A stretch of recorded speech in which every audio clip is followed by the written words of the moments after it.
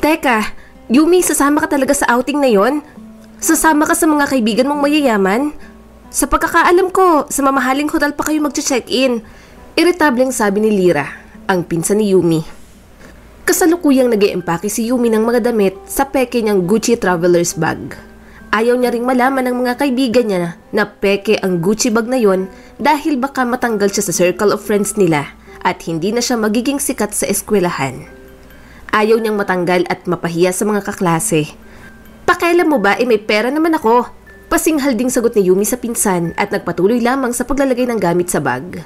Nak ng daga naman, Yumi. Hindi porket nag-iisang anak ka lang at wala nang pinagagastos ng iba si Auntie Marivic, magwawaldas ka na ng pera. Buti sana kung sa makabuluhang bagay mo ginagastos ang pera na yan. Sagot ni Lyra sa mas naiiritang boses. Hindi naman masasayang ang perang yon dahil i-enjoyin ko naman yon. Sabi ni Mama, kahit ano basta magiging masaya ako. Labas ka na ron, Lyra. Inggit ka lang. Irap ni Yumi sa pinsan at naglakad na palabas ng kwarto. Hindi ka mayaman, Yumi. Hindi kayo mayaman para makaasta ka ng ganyan. Bakit ba nakikipagkaibigan ka pa sa mga yon? Sila, mayayaman. Samantalang ikaw hindi. Si Auntie Marivic nasa Saudi nagpapakahirap magtrabaho. Tapos ang perang pinapadala niya sa'yo, iwawaldas mo lang sa walang kabuluhang bagay?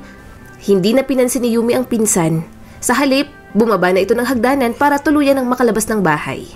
Nakasunod pa rin pababa ang pinsan niyang si Lyra at nagbabaka sakaling mapigilan niya si Yumi sa pag-alis. Nag-iisang anak si Yumi. Single mother ang kanyang ina at kasalukuyan itong nagtatrabaho sa Saudi. Hiwalay ang kanyang mga magulang. Hanggang ngayon, wala pa silang balita rito. O hindi kaya, baka wala na ang tatay niya sa mundo. Baki niya rin sa tatay niyang tinakbuhan ng responsibilidad bilang ama. Wala na rin siyang pakialam kung buhay pa ba ito o hindi na. Ang naging kasama ni Yumi sa bahay nila ay ang pinsan niyang si Lyra. Magkapatid ang mga nanay nila at ngayong high school na sila ay pinakiusapan ng mama ni Yumi ang nanay ni Lyra na sa bahay muna nila ito pansamantala para naman may kasama si Yumi sa kanilang tahanan. Ayaw rin kasing kumuha ng nanay ni Yumi ng kasambahay dahil malaki naman na daw ang kanyang anak. Yumi! Ang tigas talaga ng ulo mo! Sigaw ni Lyra kay Yumi nang tuluyan na itong nakapara ng taxi. Walang nagawa si Lyra kung hindi ang tanawin ng taxi na papalayo sa subdivision nila. Bumuntong hininga na lamang ito at napailing na bumalik sa loob ng bahay. Ang tagal mo, Yumi, akala namin hindi ka sasama. Natatawang bungad ni Joanne nang makarating na si Yumi sa tagpuan nila. Maarteng inirapan ni Yumi ang kaibigan sabay upo sa bench. Nagtawanan ng iba pa nilang mga kaibigan dahil sa inasta niya. Papalubog na rin ang araw at hinihintay lang nila ang driver ng isa nilang kaibigan na siyang susundo sa kanilang lahat. Pinagbawalan ka na naman siguro ng jologs mong pinsan, tama ba, Yumi? Sabat ni Yesha habang inaayos ang kilay nito. Sinabi mo pa, inggit lang yon? Irap ni Yumi at naglalagay na rin ng dagdag press powder sa mukha niya. Wow, ang ganda naman ng press powder mo. Dior talaga? Lapit ni Yesha kay Yumi sabay kuha sa press powder na kabababalang nito sa kandungan niya.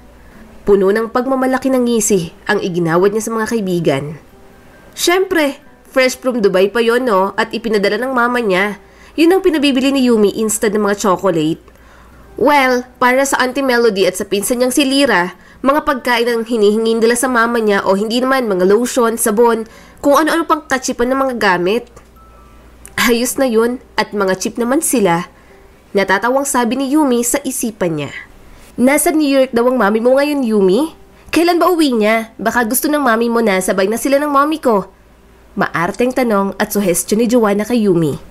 Biglang kinabahan si Yumi sa narinig. Nasabi niya kasi sa mga kaibigan niya na nasa New York ang mama niya at may inaasikasong business kasama ang mga business partners nito. Tumikhim si Yumi at pasimpleng naglagay ng lip gloss para hindi halatang kinakabahan siya. Oo nga, Joanna's mom is very friendly and sociable. Nasabi mo rin na into business talagang mami mo. For sure, magkakasundo sila tulad ng mga mami namin. Dagdag ni Yesha, nakaagad silang ayunan ni Karen at Joanna. Nako, baka matagalan pa eh. Pero try kong tawagan si mami para naman magkakilala ang mga parents natin. Nakangiting sabi ni Yumi sa mga kaibigan. Nagkibit-balikat na lang ang mga kaibigan at nagkanya-kanya na lang sa pag-aayos dahil paparating na raw ang van na susundo sa kanila. Nagbuga ng hangin si Yumi at wala sa sariling napatitig sa kawalan. Ikiniling niya ang ulo at inayos ang pagkakaupo. Hindi siya mabubuko kung swabe lang ang mga galawan niya. Tama, mabilis lang namang mauto ang mga kaibigan niya at hindi na nito masyadong pinapakailaman ang mga whereabouts niya since self-centered din naman ang mga iyon. Nang dumating na ang van ng isa pa nilang kaibigan na si Faith para sunduin sila, kaagad din silang sumakay para makapunta roon sa resort na pag-outingan nila. Kumunot ang noon ni Yumi nang mapansin niyang nagva-vibrate ang cellphone. Pero dahil sa isiping si Lyra ang tumatawag ay isinawalang bahala niya lang iyon. Marami pa akong 2-piece na dinala just in case. Excited na sabi ni Karen pagkababa nila sa van. Isa-isa na silang nagsibabaan habang dala ang kanilang mga gamit. Inilibot ni Yumi ang tingin sa kabuuan ng resort. Malaki at napakaganda. Halatang mga mayayaman lamang ang makakapunta at makakapag-enjoy sa ganoong klase ng lugar. Ako rin, puro Chanel. Alam naman natin na Chanel girly ako. Pasikat ding sabi ni Faith sa mga kaibigan. Ikaw Yumi, baling ng dalaga kay Yumi na may mapanuring mga tingin sa kanya. Siyempre alam ni Yumi na big deal sa kanyang mga kaibigan ang mga gamit nila. Kailangan galing sa mga kilalang high brands at hindi siya dapat magpapahuli.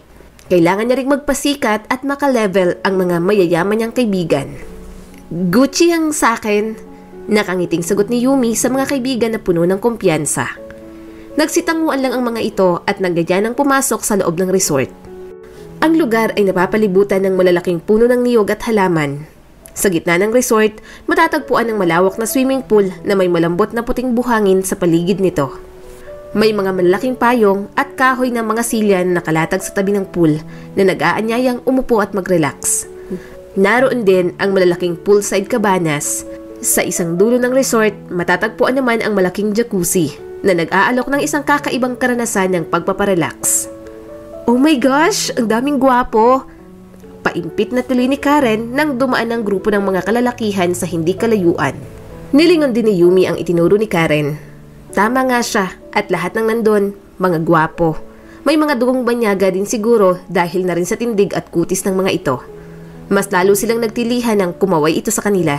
Mukhang mag-e-enjoy talaga silang lahat dito sa resort. Papatayin niya na lang ang cellphone para hindi siya makontak ni Lyra. Ang resort na iyon ay may iba't ibang mga aktibidad na maaaring subukan nilang magkakaibigan. Napagdesisyonan din ni Yumi na tingnan muna kung ano ang mga activities na pwede doon. Gustong manlumi ni Yumi nang makitang halos isang buwan ang kita ng mama niya ang presyo ng bawat activity na gagawin nila kung sakali. At kung mapagdesisyonan nilang gawin ang lahat ng iyon, baka asin at tubig na lang ang kanyang kakainin. Try na lang kaya natin lahat for sure naman mag-e-enjoy tayo. Ngising sabi ni Joanna habang nag-iPad pa rin ang mga mata nito at nagpatuloy sa pag-scroll doon. Lahat ng mga kaibigan ni Yumi ay sumang-ayon, maliban sa kanya. Halos mamutla nga siya nang sinabi iyon ni Joanna. Alam niya na kaya ng mga kaibigan niyang bayaran ang posibleng magiging bill nila. KKB din kasi ang outing na yon at walang nakatoka sa anumang gastusin nila. Mas mabuti. Masasayang lang ang pera natin kung sakaling babayaran natin lahat yan tapos hindi natin magugustuhan. Komento ni Yumi. Masasayang? Parang disgusto na sagot ni Faith. Tumawa pa ito ng nakakainsulto na ikinairita naman ni Yumi. Paano masasayang mag-e-enjoy naman tayo? Baka nakakalimutan mong yan ang motto natin. Taas kilay na dagdag pa nito. Teka nga Yumi, kunot noong lapit sa kanya ni Yesha. Huwag mong sabihin na naghihirap ka na. Ano? Hindi no? Puno ng depensa na sagot ni Yumi sabay tayo. Pinilit niya ang sariling maging kalma at maging natural. Isa-isa niyang tinitigan ng mga kaibigan habang naghihintay ito sa susunod niya pang sasabihin. Ibinaba ni Joanna ang hawak na iPad sabay irap sa kanya. Ang sinasabi ko lang, masasayang ang pera kasi hindi naman natin siya may enjoy lahat. Ayoko ng snorkeling, diving, at ano pang mga water activities. Kung pipilitin niyo ako, hindi ako mag-e-enjoy kasi hindi ko naman gusto. Gagastos ako sa mga bagay na mag-e-enjoy ako. Yun naman talaga, diba? Gusto ko lang maligo at mag-picture. Pairap ding litanya ni Yumi sa mga kaibigan para maramdaman din ng mga ito na nakaka-frustrate ang magkaroon ng agarang desisyon. Natahimik naman ang mga ito para bang nakuha nila ang ibig sabihin ni Yumi. Bumuntong hininga ang dalaga at umupo ulit sa sofa. Kung kayo sa tingin nyo mag-e-enjoy kayo, kayo na lang. Banana boat and riding a jet ski is fine with me. Paliwanag ni Yumi sa mga ito. Yun na nga ang napili nilang aktibidad kasi yun din ang medyo mura. Meron din mga sports facilities tulad ng tennis court at basketball court para sa mga gustong maglaro, sabi ni Karen sabay kuha ng suklay. Sa lahat ng mga kaibigan niya, ito ang pinaka-compose at kalmado. Bukod pa ron, meron pang spa at fitness center para sa mga gustong magpamassage at mag-ehersisyo. All these are free. Paglilinaw ni Karen, sabay tingin kay Yumi. Wala namang naramdaman si Karen na may ibig sabihin ito dahil lang sa nalingon siya ng kaibigan. Pero hindi niya pa rin maiwasang mag-isip ng kung ano-ano. Okay, fine. Since KKB naman talaga tong outing na to, kung ano-anong gusto natin gawin, gawin natin. Pero, who's with me? Gusto ko itry lahat ng mga water activities. Sabi naman ni Yesha. Isa-isang nagsitaasan ng kamay sina Joanna at Faith. Nagulat si Yumi na napatitig kay Karen nang umiling ito. Ungol si Faith na para bang hindi niya inaasahan na si Karen pa talaga ang hindi magtataas ng kamay. Sa pagkakaalam din kasi ni Yumi, si Karen ang pinakamayaman sa kanila. Come on, Karen! Pangungumbinsi ni Faith pero umiling lang si Karen at nagpatuloy sa pagsusuklay. Alam niyo naman na ayoko rin sa water activities.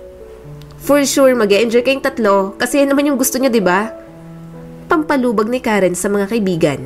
Ang resort ay mayroon ding mga eksklusibong beachfront villas na nag-aalok ng magagandang tanawin ng dagat at malawak na espasyo para sa mga pribadong pamilyang gustong malayo at hindi gustong makihalo sa ibang tao.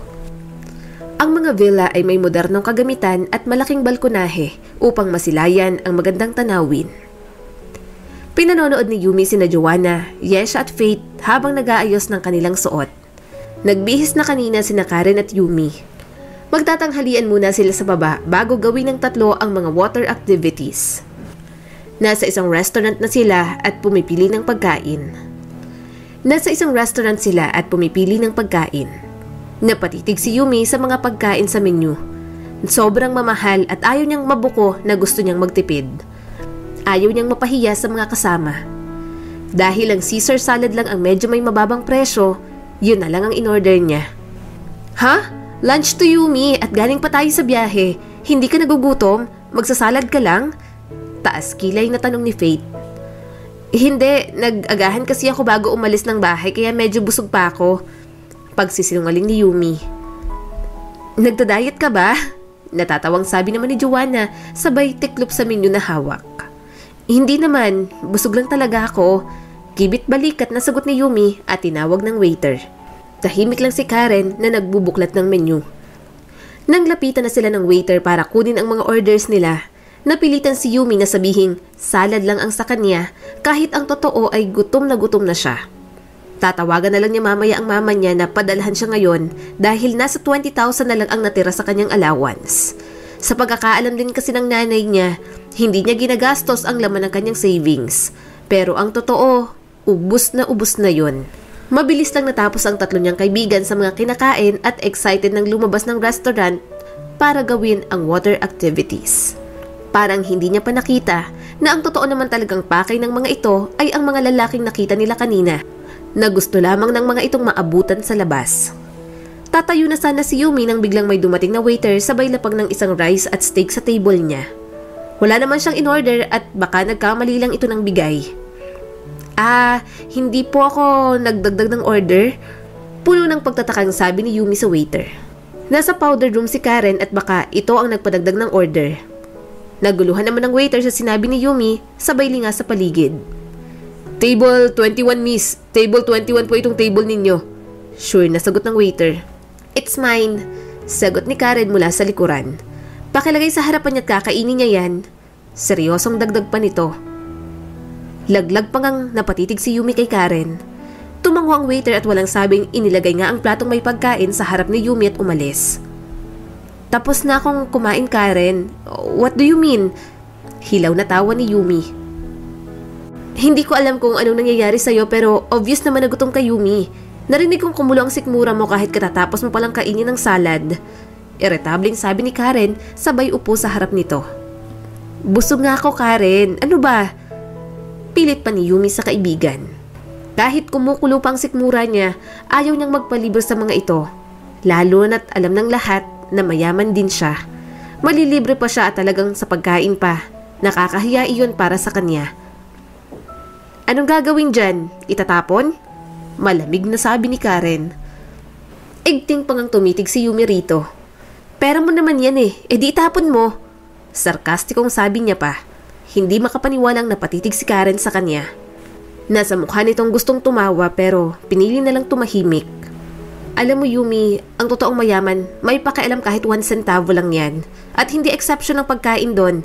Kung nakadalo ka na sa mayayaman na event, buffet ang mostly nandun at kukuha lang sila ng mga pagkain ayon sa gusto nilang kainin at mauubos nila. Bakit? Kasi ayaw nilang magsayang ng pagkain. Ayaw namin ng may masasayang. Seryosong sabi ni Karen, sabay tayo at iniwan si Yumi sa table.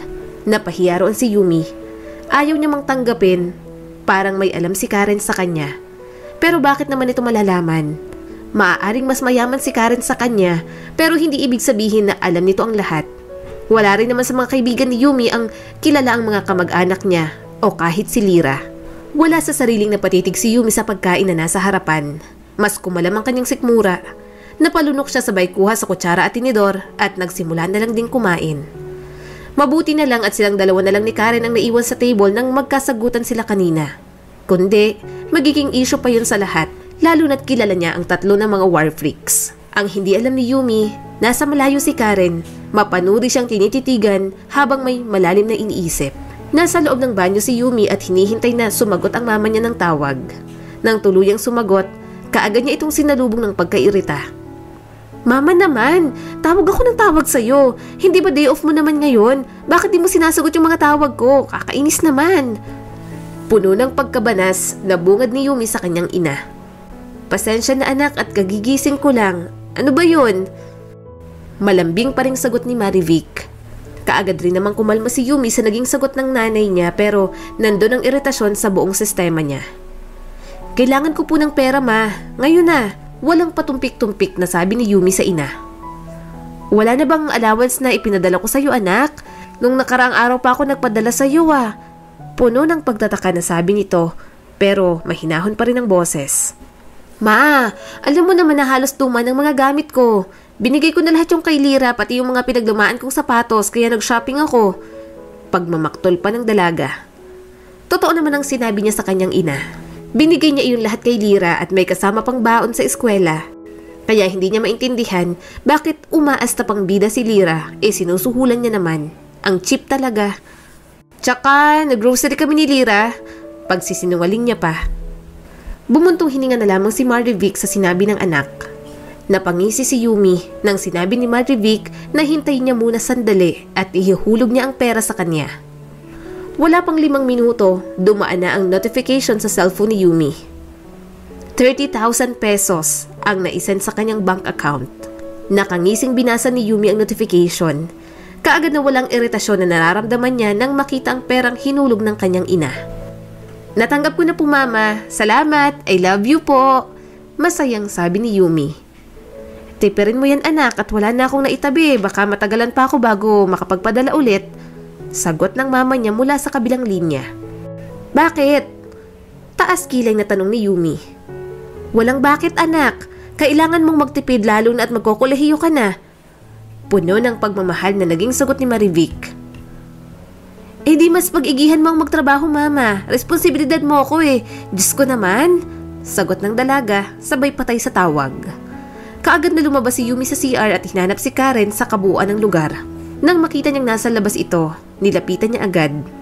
Matagal pa kaya sina Joanne, Yesha at Faith? Tanong ni Yumi. Ayan na sila Turo naman ni Karen sa mga kaibigan na may kasama pa talagang mga lalaki. Nakaakbay pa ang mga ito sa mga kaibigan at parang mga nakainom na. Yumi! Karen! Tawag ni Joanne sabay kaway. Habang papalapit ang mga ito, mas nagiging klaro sa mukha nila na nakainom nga. Kumunot pa ang noo ni Yumi nang makitang pasimpleng hinipuan si Faith ng isa sa mga kanon na kasama nila. Para bang nagustuhan pa talaga yun ng kaibigan niya. By the way guys, this is Yumi and Karen. Pakilala ni Yesha sa kanila. Namula ang magkabilang pisngi ni Yumi nang lapitan siya ng isang gwapong matangkad, sabay lahad ng mga kamay nito. Hi, Yumi, I'm Renz. Nakangiting pakilala sa kanya ng lalaki. Yumi, maikling sagot ni Yumi sabay tanggap sa kamay nito. Marahan pa nitong pinisil ang kanyang kamay, dahilan para mamulang mga pisngi niya. Sa paglubog ng araw, habang ang grupo ni Yumi ay masayang nag-e-enjoy sa mga bagong kaibigang lalaki sa resort, hindi nila namalayan ang paglipas ng oras. Nag-enjoy sila sa mga activities katulad ng pagsiswimming, jet ski at iba pang water sports na nagpasaya sa kanilang araw. Sa pagdating ng gabi, napagpasya ng grupo na mag-bar upang uminom, sumayaw at magpaka-wild. Sa loob ng bar, naglakas loob silang magtanghal at magpakitang gilas sa sayawan na tila wala ng bukas. Ang kanilang mga kilos at pag-uugali ay tila nag-iba habang sila'y lumulustay ng pera sa mga inumin at iba pang kalokohan na nagpapakita ng kanilang pagiging malaya at walang pag-aalindangan sa mga bagay na kanilang ginagawa. Ang saya-saya natin, no? Parang gusto ko na lang manatili dito sa resort forever. Halakhak ni Yumi nang tuluyan na silang nakaakyat sa hotel room nila. Lasing silang lahat, buti na lang walang ginawang labag sa loob nila ang mga lalaking naging kaibigan nila. Grabe, ang ganda ng view dito sa beach, parang gusto ko nang lumangoy ulit bukas pagising ko. Kaso, finals natin bukas after lunch. Reklamo ni Joanna, sabay subsob sa mukha nito sa unan. Hindi ko akalain na magiging ganito ka-wild ang gabi natin, pero walang pagsisisi, enjoy lang tayo. Dagdag naman ni Yesha. Nagsang-ayunan silang lahat at nagkulitan pa bago sila tuluyang nakatulog, lalo na't madaling araw na at may exam pa sila kinabukasan. Nagulat si Yumi na nagising sa loob ng kwarto niya. Inaalala niya ang lahat. Mga 1 oras lang palang naging tulog nila sa hotel at napagdesisyonan na nilang umuwi kahit medyo mga lasing pa sila. Si Lyra pa ang umakay sa lasing na si Yumi mula sa labas hanggang sa loob ng kwarto nito. Napabalikwas siya nang makitang mag-aalas 5 na ng hapon. Ang exam niya. Dali-dali siyang nag-open ng Facebook at kita ang mga kaibigan niya na nag-story na tapos na nitong mga exam nila. So, iniwan pala siya. Gusto niyang itapon ang cellphone dahil sa iritasyon na nararamdaman. Kaagad siyang nag-reply sa story ni Faith. Nag-exam pala kayo, bakit hindi niyo ako sinabay? Kaagad naman itong nag-reply sa kanya. Ano ka ba, tawag kami ng tawag sa'yo, hindi ka sumasagot? Pinaikot ni Yumi ang mga mata at hindi na nareplyan ng kaibigan.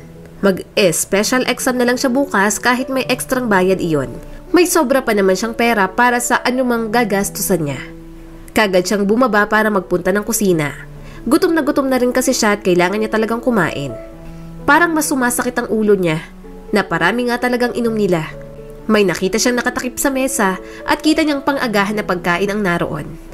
Kahit may mas madalas silang hindi pagkakasundo ng pinsan niyang si Lyra, nagkikare pa rin talaga ito kay Yumi.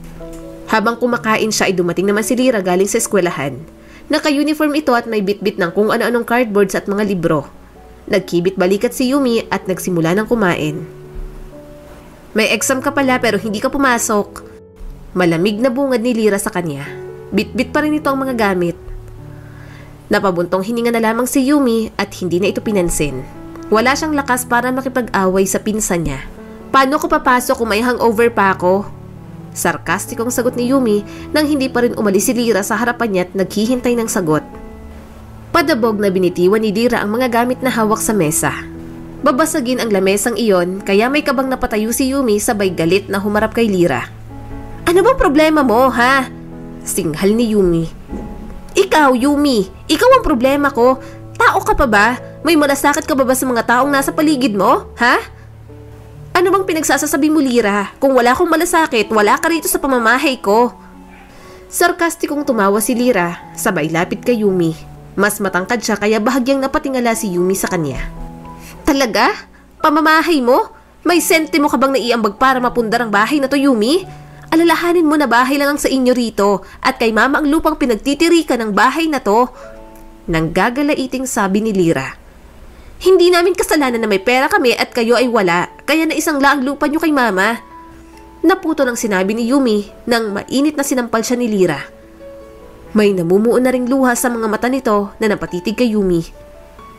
Ang kapal ng mukha mong pagsabihan kami ng ganyan. Ang taas ng tingin mo sa sarili mo, Yumi. Baka nakakalimutan mo rin, nagkakadakuban na si Auntie Marivic sa ibang bansa mapatayo lang ang bahay na to at maibigay ang luho mo, lalo na't nagpapanggap ka pang mayaman sa mga kaibigan mo. Sigaw ni Lyra at hindi na napigilan ang mga luhang kanina pa nagbabadya. Igting pangang tiningnan ni Yumi ang pinsan habang nakahawak sa pisngi niyang sinampal nito kanina. At baka nakakalimutan mong pinakiusapan pa ni Auntie Marivic si Mama na dito ko patirahin sa bahay nyo at pag-aralin sa kung saan ka nag-aaral para lang may makasama ka. Lahat ng pera galing kay Auntie, hindi sa'yo. Kaya wag mo ko tratuhin na parang yaya mo. Ang kapal talaga ng mukha mo. At kung ayaw mong papakailaman kita, lalayas ako at babalik sa probinsya. Dagdag ni Lyra at asbabang dinampot ang mga gamit at tinalikuran na siya nito. Eh di umalis ka, doon ka rin naman talaga nababagay sa probinsya. Galit ding sigaw ni Yumi kahit wala na si Lyra sa harapan niya. Padabog na umupo si Yumi sa upuan at iritableng hinimas ang pisngi niya. Parang mamamaga iyon sa sobrang sakit. Walang imika ng magpinsan kinabukasan. Wala ring umagahan sa hapag kaya napagpasya niyang sa labas na lang kumain. Wala ring bakas ng kung ano sa lababo at kusina. Marka na hindi yun ginalaw ni Lyra. Parang umalis nga ito nang hindi kumakain. Pagkarating niya sa eskwelahan, nagkita-kita sila ng mga kaibigan. Tulad ng dati, ayan na naman si Karen. Yung tingin niya na parang nanunuri. Hindi na lang niya ito pinansin at pumunta na sa teacher niya kung saan siya makakapag-special exam. Pagkalabas ni Yumi sa silid, nagulat siya nang makita si Karen, naghihintay sa labas. Ngunit sa halip ng ngitian siya nito, bigla siyang sinampal ng malakas. Nang makita ni Yumi si Karen, napatitig siya rito habang hawak ang kanyang pisngi. Malakas din ang pagkakasampal sa kanya. Hindi ko alam na magiging mas malala ka, Yumi. Hindi ka talaga nagtatanda. Anong ginawa mo kay Lyra, ha? Bakit siya kumuha ng mga papeles para mag-transfer? Bakit siya babalik sa probinsya? Tanong ni Karen na puno ng galit. Napakalakas ng tibok ng puso ni Yumi habang nakatitig rito. Kilala mo ang pinsan ko? Pabulong na sabi niya pa. Kaibigan ko siya. Totoong kaibigan. Tingin niya sa akin, hindi isang mayaman, hindi isang anak ng mayaman, kundi bilang tao. Ikaw, kaya mo ko kinaibigan, kayong lahat, kasi mayaman ako, di ba? At ikaw, nagpapanggap ka lang. Alam ko ang lahat. Una pa lang, concern na concern sa'yo si Lyra. Mahal ka niya. Si Lyra yung totoong nagmamalasakit, pero anong ginawa mo? Nangaabuso ka. Alam mo ba, inggit na inggit ako sa'yo, kasi may taong ganyan sa tabi mo pero binabaliwala mo lang. Napaka-feeling mo, wala sa lugar ang pagiging ambisyosa mo. Nakakadiri ka sa totoo lang, Yumi. Mariing sabi ni Karen. Matapos marinig ang mga salitang yon, tinalikuran siya ni Karen. Iniwan si Yumi na nakatulala at wala sa sarili na napaupo sa sahig. Papalabas na sana si Yumi sa campus nang makita niyang mga kaibigan. Isa-isang umiwas ang mga ito sa kanya. Parang pinagtatawanan siya ng mga ito kasabay ng mga bulungan. Napalunok siya at parang maiiyak habang naglalakad papalayo sa lugar na iyon. Habang papalapit si Yumi sa kanilang bahay, may naaninag siyang tao roon. Nang makalapit, unti-unti niyang napagtanto na yun ang kanyang Auntie Mel, ang nanay ni Lyra. Mas lalo siyang kinabahan, ngunit hindi niya ipinakita ang kanyang takot. Nang makapasok si Yumi sa loob ng bahay, malamig niyang tiningnan ang kanyang tiyahin. Maya-maya, nagulat siya nang mapansin ang namumugto nitong mga mata. Yumi! Bulong ni Auntie Mel, may halong lungkot at galit sa boses. Napalunok si Yumi sa kaba. Naparito po kayo, Auntie Mel. Tanong niya pero pilit na umiiwas ng tingin. Kamukhang kamukha nito ang mama niya. Anong ginawa mo kay Lyra? Bakit mo siya pinaalis sa bahay na to? Mariing tanong ng tiyahin. Auntie Mel, hindi ko po alam kung anong ibig niyong sabihin. Wala po akong ginawang masama kay Lyra. Siya po ang gustong umalis. Sinungaling ka? Putol ni Mel sa kanyang sasabihin. Alam ko ang lahat, Yumi. Alam ko ang lahat ng ginawa mo. At hindi kita papayagang manatili dito pagkatapos ng lahat ng ito. Hindi makapaniwalang napatitig si Yumi sa tiyahin. Teka lang po ha. Alam ko pong hindi ako naging mabuting anak at pinsan pero sino ka ba para sabihin hindi na ako dapat manatili sa mismong pamamahay na to? Galit na pwerasahang kinuha ni Mel ang braso ni Yumi. Masakit ang pagkakahila nun kaya napaigik din si Yumi at akmang babawiin ang kanyang braso. Kinumusta mo na bang kapatid ko? Kinumusta mo bang nanay mo, Yumi? Sigurado akong hindi mo naisip kumustahin si Marivic dahil pera lang ang palagi mong itinatawag sa kanya. Mama! Tawag ni Lyra sabay awat sa sariling ina pero hindi ito nakinig. Bitiwan mo ako, auntie. Nasasaktan na ako. Pahiyaw na sabi ni Yumi sabay subok na bawiin ang braso pero mas hinigpitan lamang yun ni Mel. Mama, bitiwan mo si Yumi. Awat pa ni Lyra pero hindi ito nakinig. Masakit ba, Yumi? Masakit na to sa'yo? Bakit? Naisip mo rin ba kung gaano kasakit sa isang ina na hindi man lang magawang kumustahin ang sariling anak at tatawag lang kung manghihingi na ng pera? Naisip mo rin ba kung gaano kasakit sa isang ina na kinahihiya ng sarili niyang anak? Naisip mo ba yun, Yumi? Sigaw ni Mel, sabay hila na naman sa braso nito. Hindi! Hindi mo yun naisip dahil hindi ka nagmamalasakit sa nanay mo. Wala kang respeto, wala kang utang na loob, wala kang puso. Umiiyak na sabi ni Mel, sabay tulak ng malakas kay Yumi. Kaagad din namang bumagsak sa sahig si Yumi dahil sa lakas noon. Ang butihing pinsan na si Lyra, tinulungan si Yumi pero umiwas ito. Responsibilidad ako ni Mama dahil anak niya ako. Lahat ng pangangailangan ko dapat tustusan niya. Umiiyak na sabi ni Yumi. Mas lalong nag-alab ang galit sa mga mata ni Mel. Nilapitan niya si Yumi kahit nakaupo na ito sa sahig. Mahigpit niyang hinawakan ang mukha ng dalaga at halos bumaon na ang kuko nito sa magkabilang pisngi ni Yumi. Ang responsibilidad na sinasabi mo ay ang pag-aralin ka, bihisan, bigyan ng tahanan at papakainin. Yan ang responsibilidad ng isang magulang. Hindi kasamang makikipagkompetensya ka dapat sa mayayaman mong kaibigan. Hindi responsibilidad ng isang magulang ang mga luho mo. Pinapaaral ka naman sa magandang eskwelahan, Yumi. Binigyan ng malaking bahay, may malaking allowance at kung ano-ano. Tapos, irarason mo sa akin ang salitang responsibilidad? Ano bang alam mo sa responsibilidad, ha? Bakit? Nagawa mo rin ba ang mga responsibilidad mo bilang isang anak at estudyante? Yumi, kahit sarili mong panty at bra, silirap ang pinaglalaba mo. Hindi mo pa talaga pinalampas ang mga project at assignments mo at silirap pa talaga ang pinapagawa mo habang ikaw nakikipagsosyalan sa mga kaibigan mo. Ang kapal naman ng mukha mo. Nahihibang ka na, nasisira ng ulo mo.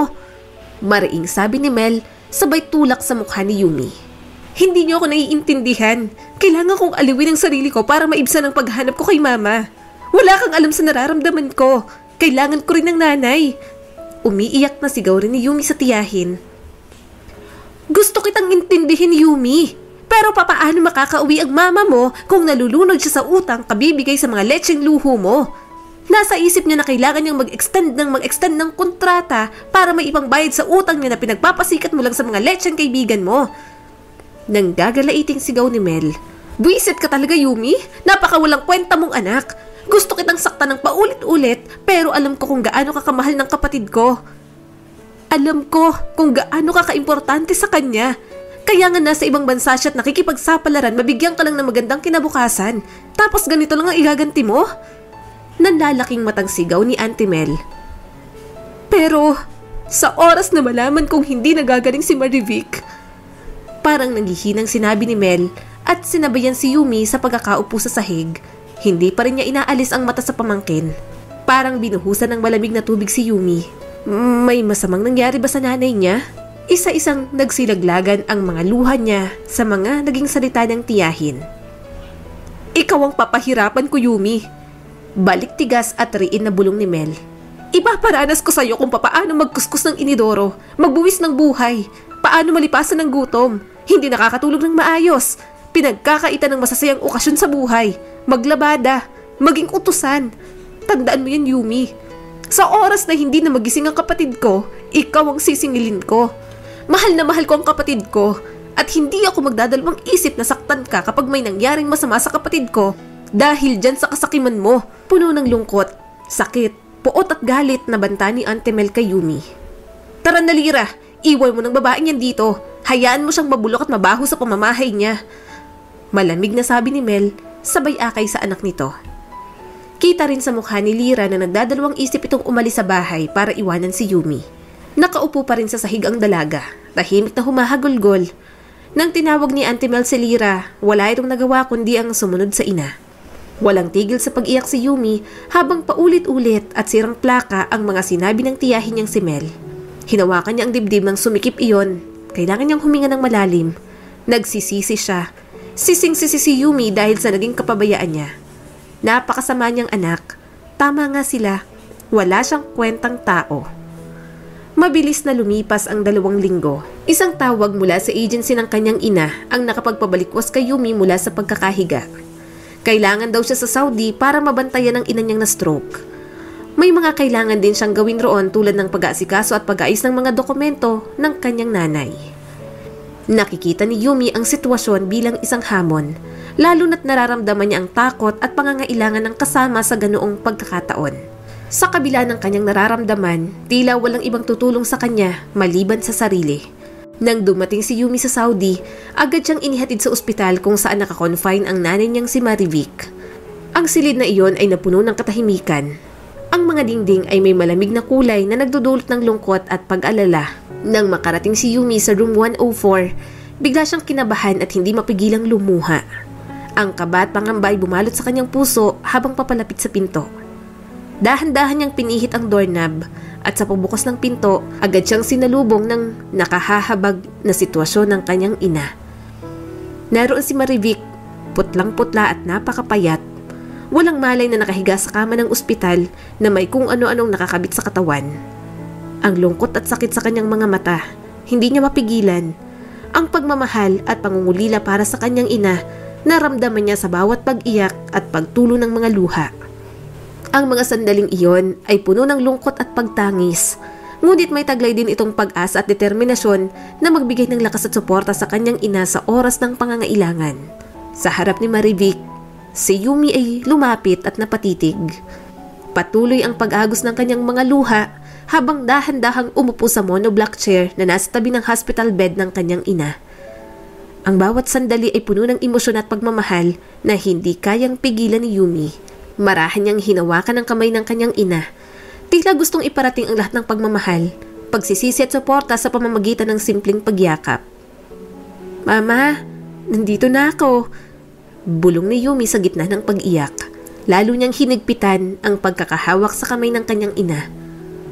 "Pasensya na po kung hindi ako naging mabuting anak."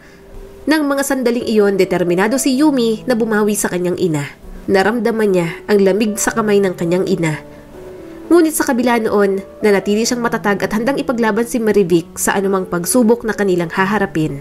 Magdadalawang linggo pa nga lang si Yumi na nagbabantay sa nanay niya ay halos sumuko na ang kanyang katawan.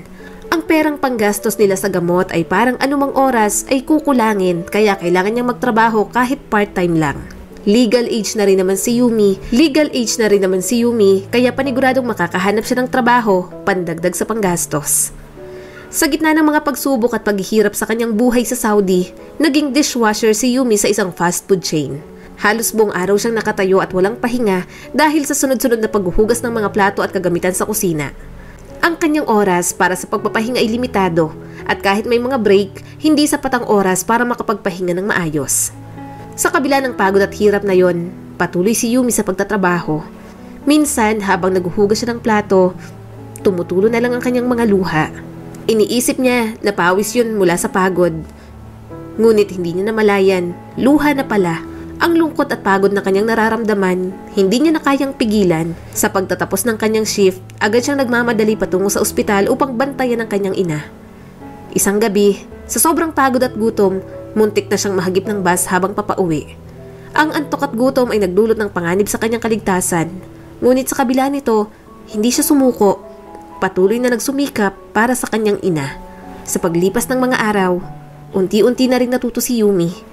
Natuto siyang pahalagahan ng oras at kahit na ang bariyang sentimo. Napagtanto niya ring mahirap talagang magtrabaho sa ibang bansa. Kaya iniisip niya pa lang kung gaano siya kaabuso at walang kwentang anak noon, parang gusto niya lang iuntog ang sarili. Isang gabi, habang pabalik si Yumi sa ospital galing sa trabaho, nagulat siya nang makita ang nurse, nagmamadali at patungo sa silid ng kanyang ina. Kabado at puno ng takot, agad siyang tumakbo patungo roon at walang pagsidla ng kanyang pag-iyak. "What happened to my mother?" tanong ni Yumi sa mga nurse na naroon. Ngunit sa kabila ng kanyang pangamba, pinalabas siya ng mga nurse at pinakiusapan na maghintay sa labas. Kahit ayaw ni Yumi umalis, napilitan siyang lisanin ang lugar na iyon. Hindi siya mapakali at patuloy siyang naglalakad, nanginginig at nakapikit habang nagdadasal sa sobrang kaba. Mga ilang oras ang lumipas bago bumukas ang pinto, lumabas ang doktor. "How's my mother, Doc?" bulong ni Yumi sa takot at pag-alala. "Congratulations, ma'am. Your mother is now finally awake," sagot ng doktor. Sa kabila ng lahat ng pagsubok at paghihirap, isang magandang balita ang dumating kay Yumi. Napasinghap siya at kaagad na nagsilaglagan ng mga luha. Ang pagising ng kanyang ina ay nagdulot ng labis na kaligayahan at pag-asa sa kanyang puso. Ang balitang iyon ay nagbigay ng bagong sigla at lakas sa kanya upang patuloy na ipaglaban at alagaan ng nanay sa mga susunod na araw. Ipaparamdam niya kay Marivic na nagsisisi siya sa mga nagawa niyang kamalian noon at gusto niyang bumawi rito. Mama! Emosyonal na tawag ni Yumi sa ina at hindi napigilan ng pagbuhos ng mga luha. Hindi pa ito kaagad nakapagsalita. Dahil sa stroke, naparalisa ang kalahati ng katawan nito. Gulat na gulat si Marivic na napatitig kay Yumi. Tila hindi makapaniwala. Nanubig ang mga mata nitong napatitig sa dalaga. Yumi! Anak! Tawag ni Marivic. Mama! Sagot ni Yumi sabay yakap ng mahigpit sa ina. Nag-iyakan sila habang nagyayakapan.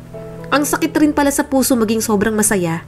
Nanatili silang ganoon hanggang sa napagdesisyonan na kailangan munang magpahinga ng pasyente. Malapit na ring mag-1 taon sina Yumi at Marivic sa Saudi. Mas naging maayos na rin si Marivic at kaunti na lang ay pwede na silang makauwi sa Pilipinas. Maagang nag-out si Yumi sa trabaho. Napansin niya rin na may isang anak ang nagbigay ng balon at cake sa nanay nito. Happy Mother's Day, Mama! Sabi ng bata.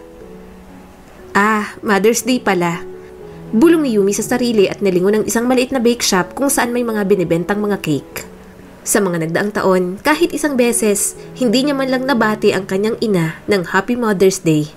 Ganon na ba talaga siya kasamang anak? Looking back, parang gusto niya na lang sampalin ng sarili. Naiintindihan niya kung bakit galit na galit sa kanya noon si Auntie Mel. Nararapat lang din yun sa kanya. Kung hindi dahil sa mga sinabi nito, hindi siya matatauhan. Bumili si Yumi ng isang heart-shaped cake at isang balon na hugis puso rin. Puno ng excitement ang kalooban niya habang papalapit sa kwarto ng kanyang ina. Pansin niyang may nakaupo sa labas ng kwarto. Nagulat siya nang makitang si Karen iyon. Karen, anong ginagawa mo rito? Gulat na tanong ni Yumi sa kaibigan. Bumuntong hininga ito. Ibigay mo muna yan sa mama mo. Huwag kang magmadali at dito lang ako sa labas. Hihintayin kita. Kahit gulat pa rin sa nakita, napilitan si Yumi na pumasok. Naabutan niyang mama niya, nag-aaliw at nanonood ng palabas sa TV. Nang makapasok si Yumi, kaagad niyang nilingon ng ina. Mama, para sa'yo po. May okasyon ba anak? Medyo utal pa rin pagsasalita na tanong ni Marivic sa kanya. Opo mama, Happy Mother's Day po. Saglit pang napatitig si Marivic sa hawak na cake ni Yumi, sabay ang panubig ng mga mata nito. Napaluhan na rin si Yumi bago niyakap ang ina. Happy Mother's Day, Mama. Sorry kung naging sutil at suwail akong anak. Sorry po kung masyado akong makasarili at mapagmataas. Bahagyang yumuko si Yumi. Sorry po kung hindi ko kayo kinukumusta noon at naging pasaway pang estudyante. Sorry po kung nagkasakit kayo ng dahil sa akin. Mas lalong bumuhos ang maluhan ni Marivic habang pinapakinggan ng anak na paulit-ulit humihingi ng tawad sa kanya. Umiling si Marivic para sabihin wala siyang kasalanan at bata pa siya noon. Pero nagpatuloy pa si Yumi sa gusto niyang sabihin. Alam kong kulang pa itong ginawa kong bawi sa iyo, Mama. Pero pinapangako kong hindi na ako uulit. Magiging mabuti na akong anak at estudyante. Gusto kong malaman mo na nagsisisi na ako, Mama. Malaking naging kasalanan ko. Isang malamig na haplos sa pisngi ang ginawa ni Marivic para matigil ito sa pagsasalita. Alam ni Marivic na kahit milyones pa ang perang ipapadala niya sa anak niyang si Yumi, isang nanay pa rin ang kailangan ng anak niya. Huwag mong akuin ang mga kasalanan, anak. May mga kasalanan at pagkukulang din ako. Pasensya na rin kung wala ako nung alam mo na kung paano isulat ang buo mong pangalan. Pasensya na rin kung hindi ko nakita at narinig kung paano ka natutong magbilang at magbasa. Nanginginig ang labing panimula ni Marivic. Tinitigan niya ang anak ng mabuti habang nanlalabo ang mga mata dahil sa mga luha. Pasensya na rin anak, kung hindi ako nag-aalaga nung unang gabing nagkasakit ka. Sa tuwing family day, pasensya na kung kahit isa wala akong nadaluhan sa eskwela mo. Sana pinalaki muna kita sa mga panahong yun anak bago ako lumabas ng bansa para may ideya ka. Paano maging bata at anong feeling na naroon ng nanay. Lalo na sa mga araw na kailangan mo ako. Pagpapatuloy pa ni Marivic. Masakit na ipinikit ni Yumi ang mga mata at tahimik na umiyak. Inilapag niya ang hawak na cake para mahigpit na mayakap ang ina. Patawarin mo si Mama anak. Pasensya na kung naging masama ka ng hindi mo alam. Kasalanan ko dahil walang tao nakatutok sa'yo nung nagkakaedad ka na. Para pagsabihan ka, damayan ka, i-guide ka at pakinggan ka. Patawarin mo ako Yumi. Wala kang kasalanan Mama. Tama ng sisihan at iyak po. Mahal na mahal kita, anak. Mahal na mahal. Patuloy na iyak ni Marivic. Mahal din po kita, Mama. Sige na po, magpahinga na kayo. Sabi naman ni Yumi, sabay kalas mula sa pagkakayakap nilang dalawa. Si Yumi na rin ang nagpuna sa mga luha ng kanyang nanay habang nakangiti. Pagkatapos uminom ni Marivic ng gamot, natulog na ito. Nakangiti ang dalagang kinumutan ng ina, sabay halik sa noo. Nilingon niya ang pintuan at naglakad papunta roon para mapuntahan si Karen. Karen, tawag ni Yumi sa kaibigan. Natutulog ng mama mo? Tanong nito. Oo. Nabalitaan kong tungkol sa nangyari kaya nagpunta na lang din ako dito nung nag-out of the country kami ng family ko. Salamat, Karen. Anyway, nandito ka ba para ibalita sa akin na magiging returnee ako at hindi makakapag-college? Biro ni Yumi sabay upo sa tabi nito. Natawa naman ang kaibigan. Hindi naman, need mo lang mag-summer class para makapag-college ka dahil magiging coverage mo yon. Pero, hindi ka makakasabay sa pag-akyat ng stage para sa graduation. Nagkibit balikat si Yumi at hindi na sumagot dahil expected niya rin naman yon. Alam mo, Yumi, kung hindi ka lang nagpanggap at naging matigas, tayong 3 ni Lira ang magkakaibigan. For sure, wala pang labuan at plastikan. Biglang sabi ni Karen habang ang mga matay nakatitig sa kawalan. Oo nga eh. Sorry, Karen. Hayaan mo, kakausapin ko si Lira. Babawi ako sa kanya. Alam mo, Yumi, kailangan lang talaga natin maging totoo sa mga sarili natin para makahanap din tayo ng mga totoong tao sa buhay natin. Nakangiting sabi ni Karen sa kanya. Makalipas ang ilang buwan, tuluyan ang nakauwi si Yumi at ang kanyang ina sa Pilipinas. Gamit ang kaunting perang naipon, nagsimula sila ng maliit na negosyo. Nakatanggap rin sila ng pera mula sa dating amo ng kanyang ina. Ang iba noon, dagdag puhunan sa negosyo at ang iba naman ay para sa kanyang pag-aaral. Dahil sa mga nangyari, natutunan ni Yumi na magpakatotoo sa sarili. Kinausap niyang muli si Lira at humingi ng tawad sa kanyang Auntie Mel. Ipinangako niya sa sarili na mas pagbubutihan pa ang pag-aaral. Gusto niyang magkaroon ng maayos na trabaho nang sa gayon hindi na kailangang mangibang bansa at makipagsapalaran ng kanyang ina. Sa pagtatapos ng kwento ni Yumi, natutunan niya na ang pagkakamali at pagsisisi ay hindi hadlang sa pagkakaroon ng bagong simula. Sa pagbabalik sa landas at pagtanggap sa pagkakataong magbago, natuklasan niya ang tunay na kahulugan ng buhay at ang halaga ng pamilya at pagmamahal. Nagpakatotoo siya sa kanyang sarili. Tama si Karen, kapag totoo kang tao, tunay na tao rin ang makakasama mo. Natutunan niyang magtipid at pahalagahan bawat sentimo. Hindi na siya bumibili ng mga bagay na hindi niya naman talaga kailangan. Bagkos, mas pinili niyang ipunin iyon para mayroon silang magastos sa oras ng kagipitan. Muli, ito po si Skylar Guro at sana may bago na naman kayong natutunan sa kwento natin ngayon. Maraming salamat po.